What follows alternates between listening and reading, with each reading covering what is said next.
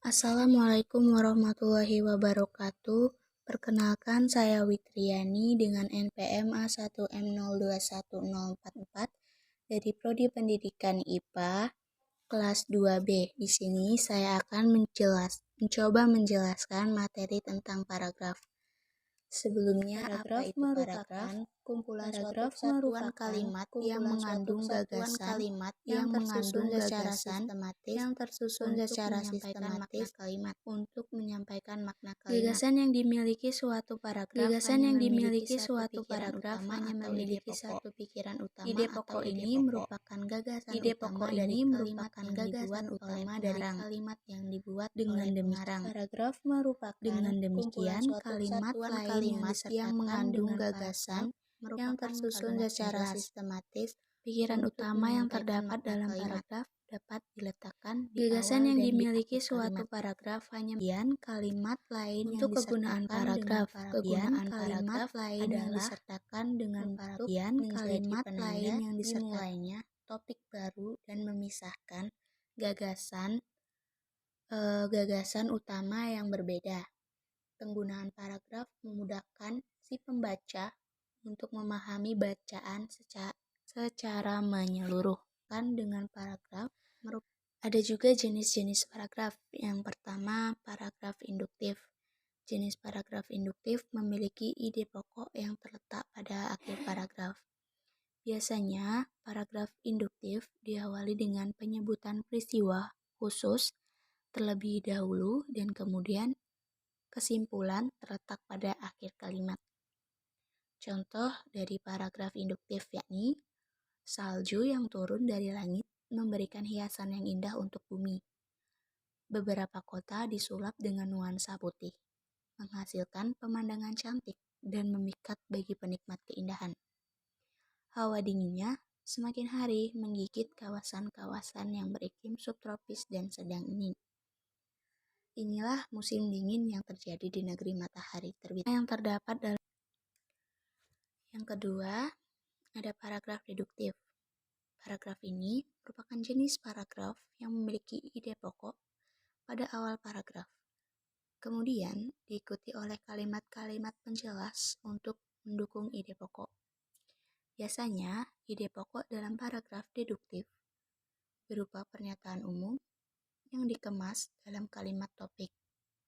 Kemudian, kalimat topik tersebut diikuti oleh kalimat penjelas yang mana guna memperjelas informasi pada kalimat topik. Contoh dari paragraf deduktif. Tenaga yang diperlukan dalam persaingan bebas adalah tenaga yang mempunyai etos kerja tinggi, yaitu tenaga yang pandai, terampil, dan berkepribadian. Tenaga kerja yang pandai adalah tenaga kerja yang mempunyai kemampuan akademis memadai sesuai dengan disiplin ilmu tertentu. Dalam paragraf dapat diletakkan yang di awal dan ada paragraf deduktif induktif. Jenis paragraf deduktif induktif ini memiliki ide pokok di awal dan di akhir paragraf. Meski memiliki dua kalimat topik, bukan berarti ide pokoknya ada dua. Adanya dua kalimat topik itu hanya merupakan bentuk pengulangan gagasan utama untuk mempertegas informasi. Contoh dari paragraf deduktif induktif ialah hasil penelitian mengungkapkan bahwa tingginya kolesterol merupakan faktor resiko yang paling besar yang menyebabkan seseorang terserang penyakit jantung koroner. Dan di akhir kalimat. Yang keempat, paragraf ineratif. Jenis paragraf ineratif merupakan paragraf yang memiliki ide pokok di tengah-tengah paragraf. Biasanya, paragraf ini diawali dengan kalimat-kalimat penjelas terlebih dahulu. Kemudian diikuti dengan ide pokok dan dilanjutkan kembali dengan kalimat penjelas. Kalimat penjelas setelah ide pokok berfungsi untuk menguatkan dan mempertegas informasi. Untuk contoh paragraf ineratif, yakni Gunung Sinabung di Sumatera Utara meletus. Belum reda letusan Gunung Sinabung, Gunung Kelut di Jawa Timur juga ikut meletus. Yang kelima, jenis paragraf menyebar. Jenis paragraf ini memiliki ide pokok menyebar dan tidak memiliki kalimat utama. Hal ini dikarenakan Pikiran utamanya terletak pada seluruh paragraf dan tersirat pada kalimat-kalimatnya. Contoh paragraf penyebar, matahari belum tinggi benar, embun masih tampak berkilauan, warna bunga menjadi sangat indah diterpa sinar matahari. Untuk kegunaan paragraf, ada syarat-syarat paragraf yang baik. Yang pertama, mempunyai kelengkapan unsur-unsur paragraf di dalamnya. Yang kedua, setiap unsur paragraf harus mempunyai satu kesatuan antar satu unsur dengan unsur lainnya. Yang ketiga, mempunyai kepaduan di antara setiap unsur di dalamnya. Adalah struktur pada paragraf terdiri dari 4. Yang pertama, transisi kalimat. Yang kedua, kalimat topik. Yang ketiga, kalimat pengembang. Dan yang keempat, kalimat penegas. Menjadi penanda dimulainya ada pula teknik baru dan pada paragraf. Yang pertama, paragraf deduksi. Berarti berpikir dari umum ke khusus. Paragraf ini penempatan kalimat topiknya selalu berada di awal. Yang kedua, paragraf induksi. Paragraf yang pengembangannya dimulai dari pemaparan bagian-bagian kecil atau hal-hal yang konkret, hingga sampai pada suatu kesimpulan yang bersifat umum, disebut dengan paragraf induksi. Induksi berarti cara berpikir dari khusus ke umum. Pada paragraf seperti ini, penempatan kalimat topiknya berada pada akhir paragraf. Yang ketiga, paragraf campuran. Dalam paragraf campuran, penempatan kalimat topik di tengah paragraf. Paragraf ini dimulai dari kalimat oleh kalimat pengembang, setelah kalimat atau kata transisi kalau ada. Setelah itu, kalimat topik dikembangkan lagi dan diakhiri oleh kalimat penegas apabila diperlukan. Gagasan.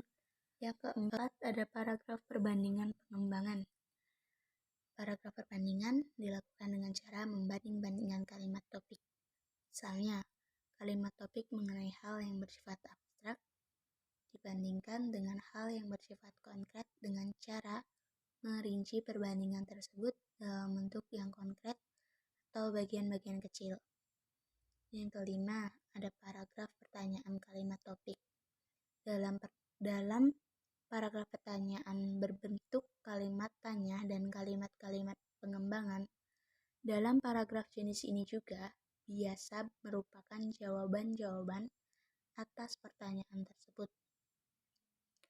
Yang keenam, paragraf sebab akibat kalimat topik. Paragraf sebab akibat merupakan sebab atau akibat peristiwa-peristiwa atau sifat objek yang dipaparkan dalam kalimat pengembang. Jika kalimat topiknya berupa sebab, maka kalimat pengembangnya harus merupakan akibat dari sebab tersebut. Gagasan utama yang berbeda. Ada paragraf contoh. Paragraf contoh adalah pengembangan kalimat topik dalam sebuah paragraf dengan menggunakan contoh-contoh tersebut yang mana dipakai untuk memperjelas maksud dalam kalimat topik. Yang ke-8 ada paragraf perulangan. Paragraf perulangan pengembangan paragraf dilakukan dengan cara mengulang kata atau kelompok kata. Pengembangan paragraf perulangan juga bisa dilakukan dengan cara mengulang bagian-bagian kalimat yang penting. Penggunaan paragraf memudahkan si pembaca. Paragraf definisi. Dalam paragraf definisi, kalimat topiknya merupakan sesuatu pengertian atau istilah yang memerlukan penjelasan secara panjang dan lebar, yang mana agar maknanya mudah dipahami oleh si pembaca. Alat yang digunakan untuk memperjelas pengertian itu ialah kalimat pengembang. Dan yang terakhir ada paragraf deskriptif. Kalimat topik dalam paragraf deskriptif tidak tersurat seperti pada paragraf-paragraf yang lainnya. Kalimat topik paragraf ini tersirat pada semua kalimat pengembang, yang mana kita akan mengetahui kalimat topik setelah kita selesai membaca paragraf tersebut. Paragraf deskriptif merupakan simpulan dari semua paparan dalam paragraf. Untuk memahami bacaan video ini, semoga bermanfaat, dan apabila ada kesalahan mohon dimaafkan.